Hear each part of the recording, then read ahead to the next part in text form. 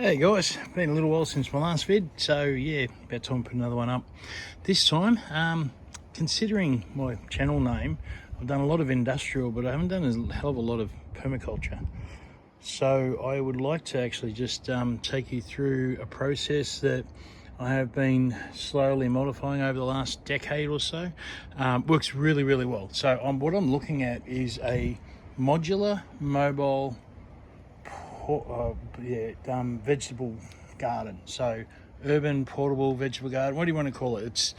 So what I'm looking at is the base container is the milk crate, just an average milk crate, as long as it's fairly strong, and it's a 4-sided one. The 3-sided ones, they go in the shed as a shelving unit. If anyone's ever done that, they're just too convenient.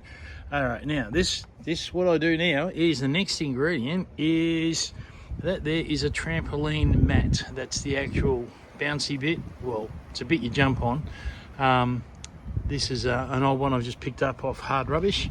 Normally during the year, if you want one of these, you can get them for free. You just basically look on Facebook Marketplace, and what will happen is someone will go, hey, if you dismantle it and remove it, you can have it for free. And a bit of work involved, bit of mucking around, got to drive to someone's backyard, got to pull it apart, got to make sure you have the right tools, and you're going to make sure the meet-up time. You get to meet random really cool people. If someone's giving it away for free, then they're actually open to the barter system, because your labour and your removal is the cost involved in purchasing the second-hand trampoline. Now, I have actually got to put up a couple of trampolines over the years for my family, and yeah, they don't mind getting a free trampoline. They don't realise just how much hard work it is to go and organise, get it, put it back together, and also have spare parts, because second-hand means that it's been used and some of the parts don't work properly. But at the end of the day, if anyone's got a child between the age of 5 and probably, I'd like to say 15, but it's probably more like 12, trampoline, you can't not have one. It's just it's a communal thing too with other kids. You learn boundaries very quickly. You learn about physical accidents and apologising, and it's also really good for kids who just want to get off the screen time and get 5, 10, 15 minutes of physical activity, give them the right brain chemicals they need, and then they go back and just settle down again. Keeps them a little bit fit and active, helps with the inner core. I mean, yeah, trampolines are awesome. Okay, so moving on, getting distracted. So what I do is I cut this up. Hard Rubbish is great. That's what I was going on about, because people have already dismantled it and they put it on the nature strip and they're all ready to go, just like that. I don't have to do any hard work. Just literally just pick it up, put it in the back of my little car and take it away. Now, what I do is I cut them into a cross template. I use a template to cut it into that, because what I want to do is I want to line the inside of the milk crate. Now, I'm still trying to work out the exact measurements of what is really, really good. I haven't come up with a perfect measurement, but basically, generally speaking, you're talking 1, 2, 3 by 1, 2, 3 squares of around about 300 millimeters each. A little bit shorter if you want it to go a little bit lower. You don't need it all the way up to the top. But about 300 mil, which is okay for you across the ocean, a foot. So it's 3 foot by 3 foot, 1 foot squares. And now I've actually learned that if you cut in a little bit, they actually fold a lot better. Now this particular one, that's around about, that's over 10 years old. I've had this one here. I've actually had veggie patch in this, and it's been deleted at some point, and it's just been sitting around. And as long as it doesn't get too much sun, UV rays will eventually make that weak. But the reality of it is that that's over 10 years old and still going strong. All right, well, what I'll do is I'll fold it up, put it in, and I'll show you what it looks like. We've got a bit of noise coming, so.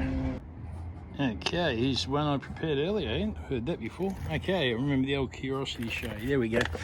That's showing my age there, guys. All right, so what it looks like once it's done is, it actually doesn't look too bad. Black and black, actually, I don't mind that. That actually looks like I bought one. Cost me nothing. Or I might have paid $2, $3 at the tip shop for that, or I get it for nothing off the nature strip. And of course, lining costs nothing if you get it for free, and just use a bit of labour cutting it up. Now I'll be pulling it back out to use as a template, but what it comes down to is the process that we're using here is something called air pruning. What happens is when you plant something in here, the main primary root goes out, and if it hits the inside of a black pot, you know, the black polypropylene pots, it thinks it's hit rock. So its DNA thinks, oh, yep, we're going to go around this rock and search for nutrients and water. So that's how they become root bound, because they're constantly searching around the inside of the pot looking for a way to get to the good stuff. Okay, so when it hits an air pocket though, what happens is the primary root stops growing, and then the secondary roots, like little headlight roots, come off the primary root, and that's where it gets its nutrients from, at the water and nutrients, and actually sucks it all up. So what you've got is a very accelerated process of a very, very advanced root system, which you're forcing to happen in a very controllable environment for you. Yeah, go look up air pruning, guys. It's an amazing thing, and yeah, I've had some really, really good results. Now, using this system with the air pruning, and then using a decent mulch, and also using worm juice, bit of worm castings. Sometimes if you've got some in the worm farm, chuck that in with the actual original mix. Don't have to put it up the top, put it down the bottom, make the plant work for it a bit. Then what you do is you have your worm juice nice and basically you've got to have it watered. You can't have it too strong, it'll actually harm the roots. And so what'll happen is I have got more than twice the yield that I'm supposedly going to get out of a plant. So twice the growth, twice the veggies. Quite large, very, very beautiful tasting. I remember I put some silver beet and just was amazed that I had a little forest. Now you're not supposed to get that for 3-4 months, but I had it after a month and a half. Just bang, off she went. Now I don't have a worm farm up and running at the moment. I'm going to have to actually organise that, but that there, guys, is how you build yourself the planter pot. However, the next stage is I have gone out and got a whole heap of these, which are the bases of office chairs. Now, I'm just going to have to modify that slightly. Once I've got it up and running, once I've, in the sense that I've flattened that out and probably cable ties around there, once I've done that and I've got it nice and stable, then you've got yourself, because there's a bit of weight once you put the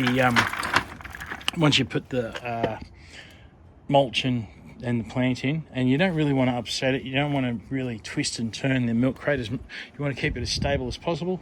But obviously once I've secured that properly, that's going to be a nice little unit which I can push around and follow the sun, because when you're in an urban environment, quite often it's not like you can go plant your plants on like the North Field and go, yes, it's going to get quite good sun for most of the day. I mean, you're going to have to chase the sun around a little bit, and you can afford to do that. Also, if you've got a plant while it's actually still quite young, you can keep it out of the really, really hot sun just by putting it in some shade during the middle of the day. Just give it a bit of a break from the sun, give it morning and afternoon sun, and yeah, you got a lot more control over the plant.